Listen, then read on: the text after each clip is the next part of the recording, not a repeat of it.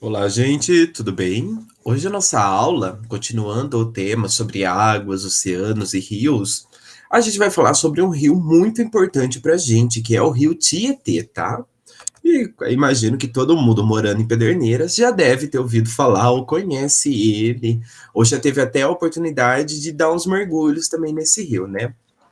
O rio Tietê, ele é o maior rio que a gente tem aqui no estado de São Paulo, tá? E ele praticamente atravessa nosso estado.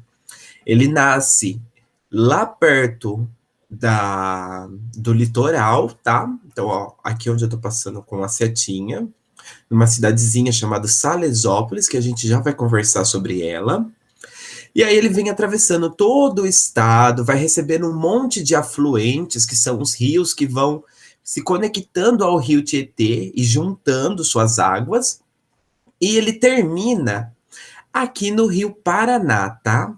Aqui a gente tem uma fotinha de como que é esse encontro. Então vem aqui toda a água, todo o rio Tietê, e ele se encontra com o rio Paraná. Então, o rio Tietê, ao contrário dos outros rios, ele não vai diretamente para o oceano, porque ele nasce perto da Serra do Mar, mas ele nasce do lado contrário ao oceano. E aí ele corre para dentro do estado, deságua no Rio Paraná, e aí o Rio Paraná que leva as águas para o oceano, tá? Aonde que ele nasce? É nessa cidadezinha chamada Salesópolis. Ela é uma cidadezinha que fica ali na Serra do Mar mesmo.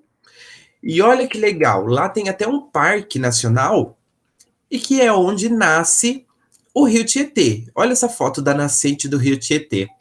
Não dá nem para acreditar que um riozinho tão fininho, né, um cursinho de água, vai virar um rio gigantesco que passa aqui na nossa cidade.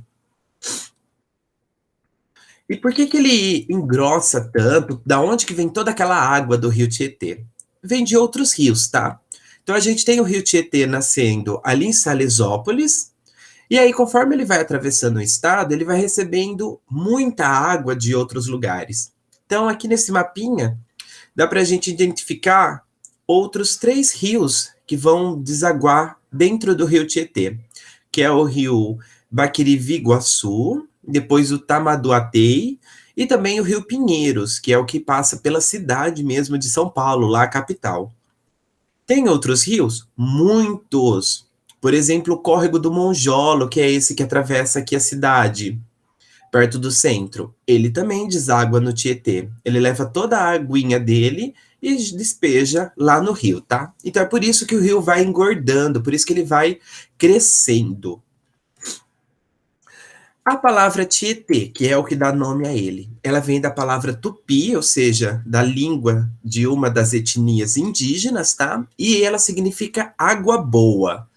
E esse rio, além de toda a importância que ele teve para os indígenas, ele também teve uma importância para a colonização de São Paulo. Então, quando as pessoas chegaram aqui, não existiam cidade, não existiam nada, eles vieram entrando, né, no meio da mata através do rio, tá? Então eles iam seguindo o curso do rio e iam encontrando os lugares melhor para fazer as cidades. Por isso, inclusive, que muitas cidades são extremamente próximas a rios. A nossa também não é muito diferente, né? É, assim como outros rios, o Tietê também tem o problema de poluição, principalmente causado pelo esgoto e pelo excesso de materiais que é jogado ali, por exemplo, os detergentes, que acaba formando algumas montanhas de espumas que vêm do rio, como essa foto. Ou então o lixo e o esgoto que é jogado nos rios, e aí deixa aquele rio completamente fedido, sem vida nenhuma, sem peixe, sem pássaro, sem nada. E também o excesso dessa poluição acaba auxiliando a produção gigantesca de algas.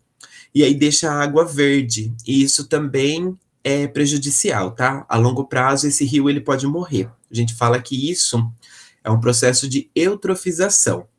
Nos próximos anos, a gente vai trabalhar o que significa isso, tá? Mas é um processo onde tem muita alga crescendo, e aí ela vai começar a tirar todo o oxigênio da água. E aí vai começar a matar todos os peixes e as outras plantas que estão ali. Inclusive a água daqui de Pederneiras, se você for ver, ela tá completamente esverdeada, tá? Por conta da poluição.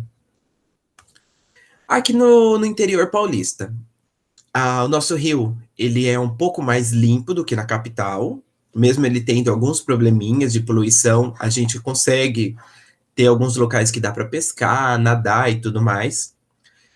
As margens dele são muito amplas, é um rio grande, tá? Inclusive, aqui o nosso pedaço é uma margem gigantesca e ele tem muita vida, tá? Então a gente consegue encontrar todos os grandes grupos de animais, como os mamíferos, os peixes, os répteis, anfíbios e aves, e também os invertebrados, que aí entra os insetos. A gente tem uma diversidade imensa no Rio Tietê. Inclusive, pelas essas fotos dá pra gente ver, né? A família de capivara, os jacu, que é os passarinhos, que eles ficam andando em cima do guapé para pegar peixinho, as tilápia, as sucuris, que ficam também pelo rio, os sapos, as rãs, que ficam na margem, cantam à tarde. Então, e fora também os mosquitos, né? Que quem vai pescar sabe que lá no pôr do sol fica impossível você ficar perto do rio de tanto mosquito que vem morder a gente, né? E para gente de Pederneiras, é muito importante o rio, principalmente pelo abastecimento de água. Então, a água que vem para nossa casa, ela é retirada do rio Tietê. É a produção energética, que ali na usina de Barra Bonita e Bariri tem hidrelétrica, então elas utilizam o rio Tietê para produzir energia elétrica.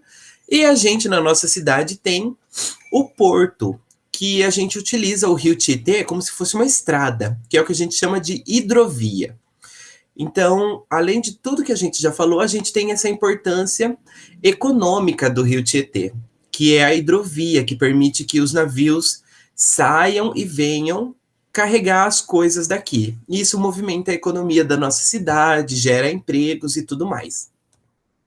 Agora, três questõezinhas sobre a nossa aula. Aí você escreve ou pede para alguém escrever para você e depois me manda, tá? Primeira, em qual cidade fica a nascente do rio Tietê? Segunda, por que que ele não vai diretamente para o mar? E terceira, como que o rio Tietê nasce pequeno e depois fica imenso? Então, me responde essas três perguntas e manda para mim, tá? Qualquer dúvida, é só me chamar, eu estou à disposição. Tchau, tchau, gente, e boa aula!